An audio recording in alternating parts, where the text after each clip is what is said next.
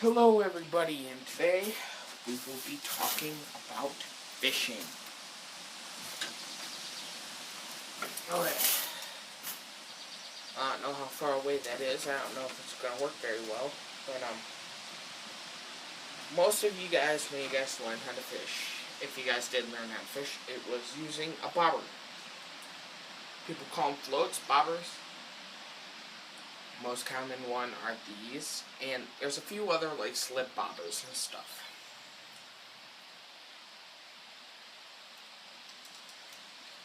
Now, the bobber has a double hooking system, this kind of bobber. It has the lower hooking and the upper hooking. You have to push down on the bottom hook so that you can pull down this and not push down this hook. And you put the line through each hook. Bring it a little bit closer to you guys. Right here. You can see it. Nice hook. Let's see if you guys can see it. Not sure if you guys can see that hook. And then there's the other hook.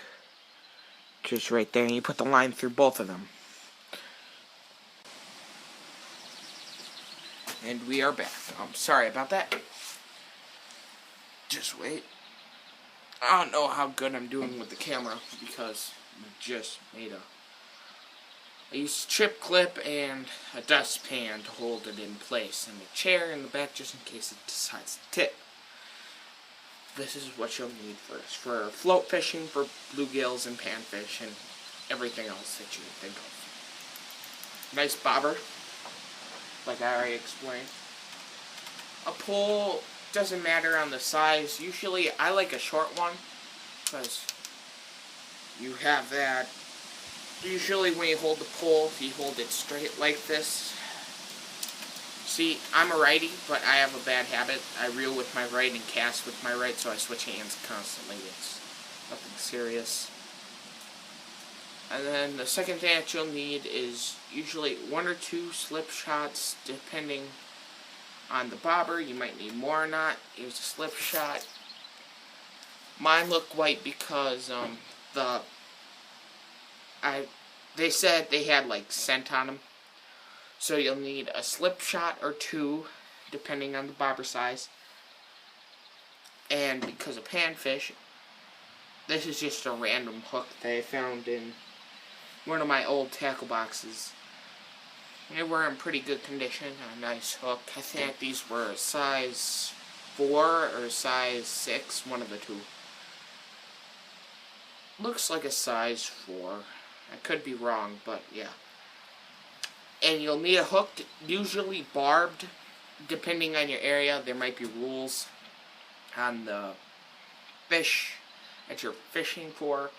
Like here in Wisconsin, trout fishing, there's an early season. In the early season, you cannot catch any fish. I mean, that sounds really stupid, doesn't it? I mean, you cannot keep any fish. Pardon that. And what happens is that you have to have a barbless hook. You can have trouble, doesn't matter on the hook or lure, just it needs to be barbless. That's the rule. And you may not keep them. Usually, that's just a rule with barbs. But otherwise, you can use barbs all year round. But right now, we're talking about pan fishing, not trout fishing. So first, you want to tie your hook on. Now, I already have it tied, but what you're going to do is that you're going to stick the hook through the eye. So let's say the hook's eye right here, right there's some fishing line. I do not know if you guys can see that. But you put it through the eye and you spin it around. You spin around the hook or the line. You wrap the end of the line around the main line. And you wrap it around about, you could say, about 6 times. And you take the main line and you slide it through that loop by the eye of the hook. And what you'll do is that you pull it tight and you cut off any axis from the line that's on the side. If you guys hear like or smacking sound, that's my cat right there. It's hitting on the screen door.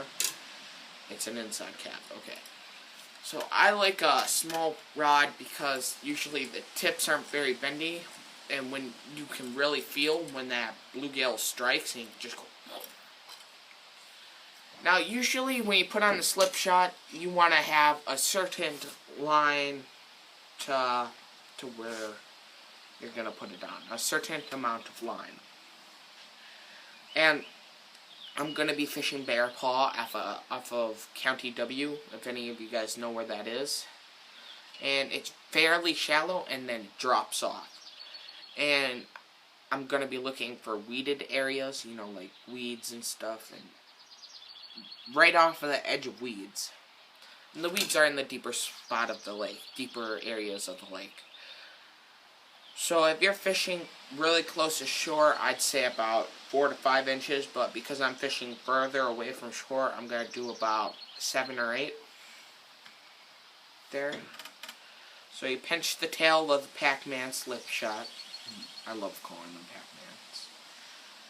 And you pinch it. If you're a person that don't really care what the dentist says, you bite it. And then you usually want your bait. Your bait will usually fall slower than the slip shot. So a slip shot will be right about there. Let's say this is the ground. Your bait will usually be suspended a little bit. And then after a while, it'll eventually hit the bottom. And that's bottom fishing. That's like for perch and stuff like that. It's low bottom fish. But when you're fishing for bluegill, sunfish, and crappies and stuff like that, you usually want to suspend it off the ground by about a foot. 8 inches to a foot is fairly relevant, depending on the lake. Because if it's late in summer, there's a bunch of things that go into it. Right now, it's late spring, and no, it's mid-spring, you could say. It's June, and the cottonwood just started flying. It's not that dense, so the panfish should be spawning now, so they're gonna be everywhere. And so I'm gonna have mine suspended off the bottom by about 5-6 inches because they're spawning. And the lake where I'm fishing, the spot that I know of, gets down to about 5 feet to about 5 feet to about, what was it? 4 to 5 feet. And so what I'm gonna do, oh shoot, you just love it when crap always goes the opposite direction that you want.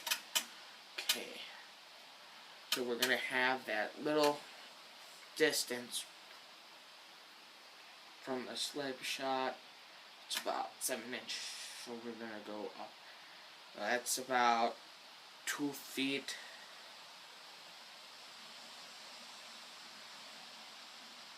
Foot. About half, okay. So that's 3.5 feet, so that should be perfect, depending on what side I want to be on. So, but the fish aren't always going to be where you want them to be, or where you think that they're going to be. So you might have to suspend your bait, or lower your bait, you never know. I might have to, bring the bobber higher or lower depending on which side of the lake I'm going to be fishing on. But yeah, and the best thing to do when you're putting your hook away is to either put it on the cork or cushion part of the pole, or a little hook ring right here, usually on the pole. See, I have it on the cushion because on this pan fishing pole there's not a hook for it. If you put it on your eye, it ruins the eye, and then you might need to replace it, or it could shred your line. I have that problem on my musky fishing pole, and I'll have to replace one of the eyes. I do not know which one it is yet. But yeah. So you have your line to the depth that you want it, and there you go. All you gotta do is, this is called an open face reel right here. All you gotta do is open it. Sorry, I thought I saw something back there. Open it, pull the line with your finger, like this. Pull back, and then let go with your finger. And the line should come out in a cast. Close it and just wait for the bite. I will be using worms, actual worms. I hope to have some upcoming videos on fly fishing, some bait casting, all the videos that you can think of. I hope to have them coming. And maybe I'll get some footage out on the lake later. I don't know if my iPod will be charged. But yeah. I hope to see you guys out on the lake. And don't forget to like and subscribe. Don't be afraid to leave a comment.